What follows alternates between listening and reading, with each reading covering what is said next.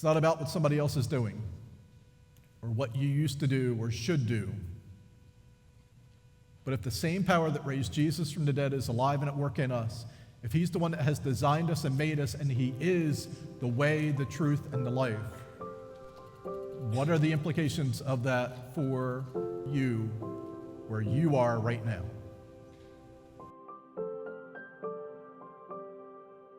So the challenge this week is simple, and we kind of used this language before, so I'm going to borrow something from, I think, 6 months or so that we talked about is there anything that's distracting or hindering your faith? It might not be a deep, sinful thing or a big, bad, ugly thing.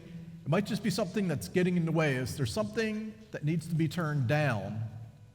As if the volume of it inside of your life is just turned down a little bit.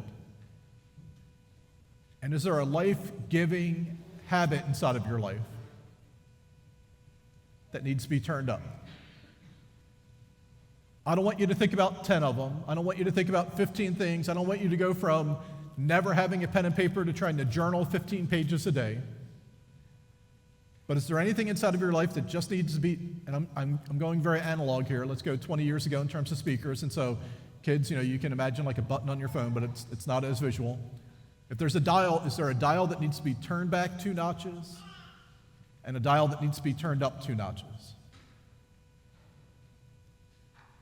Because I think growth and health and maturity, it might be catapulted by those big God moments when you're on a retreat or something happens or God shows up in a powerful way.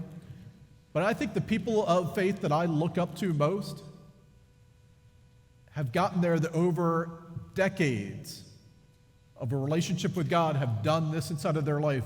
They've regularly had the wisdom and willingness to turn down those things that aren't leading towards life and joy and peace and maturity, and a willingness to step into and to turn up those things that they know bring life and wholeness and peace and joy and maturity. It's not about what somebody else is doing or what you used to do or should do.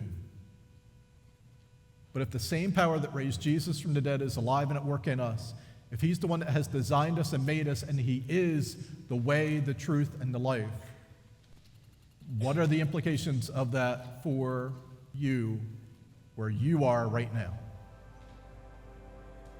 Don't let what's going on all around you, however dark or bleak it is, define you. Sometimes you need to stop and just count the rocks. A reference point that's outside of yourself.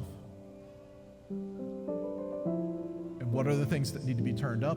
And what are the things that need to be turned down?